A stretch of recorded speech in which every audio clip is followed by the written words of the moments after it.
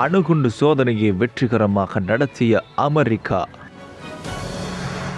நிமிடத்திற்கு $1,70,000 காலநிலை நடவடிக்கை தொடர்பில் சவுதி அரேபியாவின் கோரமுகம். ஜப்பானுக்கு கடும் நெருக்கடி அளிக்கத் தொடங்கிய சீனா, கப்பல்கள் திடீர் ரோந்து பணியில். பேரழிவை ஏற்படுத்தும் வெடிகுண்டுகளை தயாரித்து குவிக்கும் ரஷ்யா. ஈரானில் கடும் தண்ணீர் பஞ்சம், மழை வேண்டி தலைநகரில் சிறப்பு தொழுகை. அமெரிக்கா தனது B-61 அணுகுண்டு சோதனையை வெற்றிகரமாக நடத்தியதாக செய்திகள் வெளியாகியுள்ளன. B-61 என்பது நியூக்ளியர் கிராவிட்டி போம் ஆகும். அதாவது இது போர் விமானம் மூலம் எடுத்து செல்லப்பட்டு பூமியின் ஈர்ப்பை பயன்படுத்தி வானிலிருந்து வீசப்படும் அணுகுண்டாகும். நாசா இந்த சோதனைகளை F-35 ஸ்டெல்த் போர் விமானத்துடன் இணைந்து மேற்கொண்டதாகவும் B-61 குண்டின் செயல்பாட்டு தயார்நிலை மற்றும் நிவியோக தளங்களின் பொருந்துதலை மதிப்பிடுவதில் இது முக்கியமான படியாகும் என்று தெரிவித்துள்ளது. சோதனையின் போது ஹில் ஏர்ஃபோர்ஸ் பேஸின் ஆதரவுடன் F-12A விமானங்களில் இருந்து செயலாற்ற மாதிரிகள் வீசப்பட்டன. இதன் மூலம் விமானிகள் மற்றும் ஆயுதத்தின் முழுமையான செயல்திறன் உறுதிப்படுத்தப்பட்டது. B-61 கொண்டு 1968 முதல் அமெரிக்கா மற்றும் நேட்டோ தளங்களில் பயன்படுத்தப்பட்ட B-61 குண்டின் மேம்படுத்தப்பட்ட வடிவம் ஆகும். சமீபத்தில் பல ஆண்டு லைஃப் எக்ஸ்டென்ஷன் புரோகிராம் மூலம் இதன் சேவை ஆயுள் குறைந்தது 20 ஆண்டுகள் நீடிக்கப்பட்டுள்ளது. அமெரிக்கா 2026க்குள் B-61 குண்டின் முழுமையான உற்பத்தியை நிறைவு செய்ய திட்டமிட்டுள்ளது.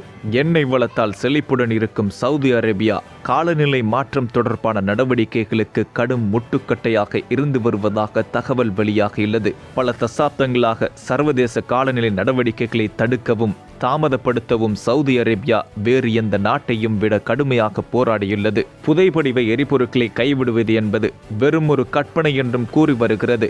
இருப்பினும் சவுதி அரேபியா தற்போது உள்நாட்டிலேயே புதுப்பிக்கத்தக்க மின்சாரத்துக்கு என அதிரடி மாற்றத்தை ஏற்படுத்தி வருகிறது. ஆனால் காலநிலை மாற்றத்தை திட்டமிட்டு தாமதப்படுத்தும் சவுதி அரேபியா கடும் வெப்பத்தால் அவதிப்பட்டு வருகிறது. அதன் 36 மில்லியன் மக்கள் தொகையும் ஏற்கனவே வாழ முடியாத சூழலில் போராடுகிறார்கள். 3 தசாப்தங்களுக்கு முன்பு உலகளாவிய ஐநா காலநிலை ஒப்பந்தத்தை சவுதி அரேபியா கிட்டத்தட்ட புதைத்துவிட்டது.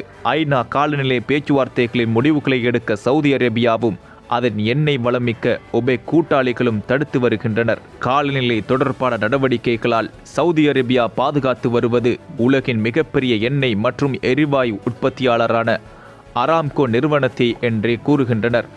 ஒரு பீப்பா எண்ணெயை தரையிலிருந்து எடுக்க அராம்கோ நிறுவனத்துக்கு வெறும் $2 மட்டுமே செலவாகும்.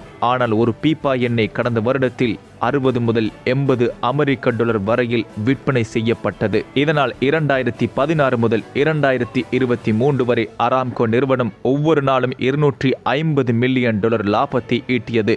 இதன் காரணமாகவே காலநிலை மாற்றத்துக்கு வலுவான உலகளாவிய எதிர்வினையை தடுக்க சவுதி அரேபியா விரும்புகிறது.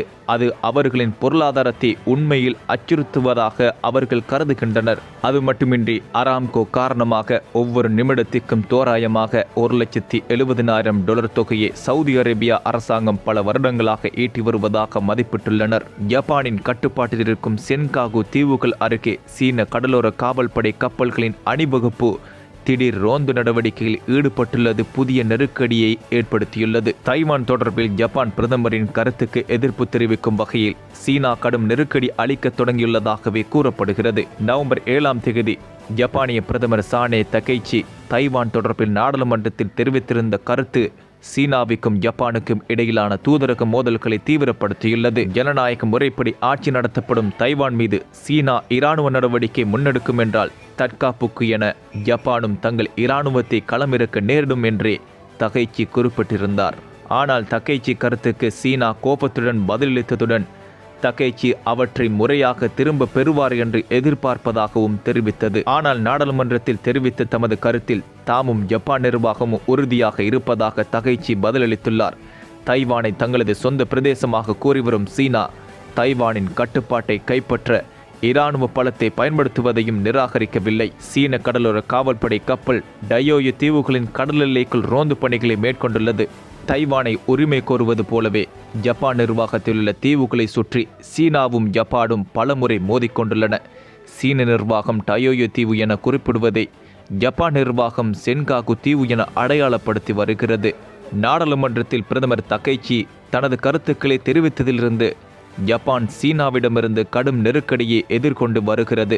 இந்த ஆண்டில் மலிவான மற்றும் பேரழிவு தரும் கிளைட் வெடிகுண்டுகளில் 1,20,000 வரை தயாரிக்க ரஷ்யா திட்டமிட்டுள்ளதாக தகவல் வெளியாகியுள்ளது. அதில் 500 எண்ணிக்கையில் மேம்படுத்தப்பட்ட நீண்ட தூரம் சென்று தாக்கும் வகை என்றும் அதிக நகரங்கள் மற்றும் கிராமங்களை எட்டும் வகையில் வடிவமைக்கப்பட்டு வருவதாகவும் உக்ரைன் உளவுத்துறையின் மூத்த அதிகாரி ஒருவர் வெளிப்படுத்தியுள்ளார். 2022 பிப்ரவரி மாதம் உக்ரைனுக்கு எதிராக படையெடுப்பை தொடங்கியதன் பின்னர் ரஷ்யா தனது ஆயுத உற்பத்தியை பெருமளவில் அதிகரித்துள்ளது. 24 மணி நேரமும் செயல்படும் வகையில் ஆயுத தொழிற்சாலைகளுக்கு உத்தரவு பிறப்பிக்கப்பட்டது. இந்த கிளைட் குண்டுகள் 400 கிலோமீட்டர் வரையில் சென்று தாக்கக்கூடியது என்று ரஷ்யா கூறி வருகிறது. ஈரான் நாட்டில் கடந்த 6 ஆண்டுகளுக்கு மேலாக வறட்சி நிலவி வருகிறது. அங்குள்ள அணைகளில் நீரிருப்பு 10% கீழ் குறைந்துள்ளது. மேலும் ஈரானில் தற்போது வெயில் வாட்டி எடுத்து வரும் நிலையில் கடந்த 10 ஆண்டுகளில் இல்லாத அளவிற்கு நடப்பாண்டில் கடுமையான தண்ணீர் பஞ்சம் ஏற்பட்டுள்ளது. இந்த நிலையில் மழை வேண்டி ஈரான் மக்கள் சிறப்பு தொழுகையில் ஈடுபட்டனர். ஈரான் தலைநகர் தெஹ்ரானில் உள்ள பிரசித்தி பெற்ற சலே மசூதியில் நடைபெற்ற இந்த தொழுகையில் பெண்கள், குழந்தைகள் உட்பட ஆயிரக்கணக்கானோர் பங்கேற்று மழை வேண்டி பிரார்த்தனை செய்தனர்.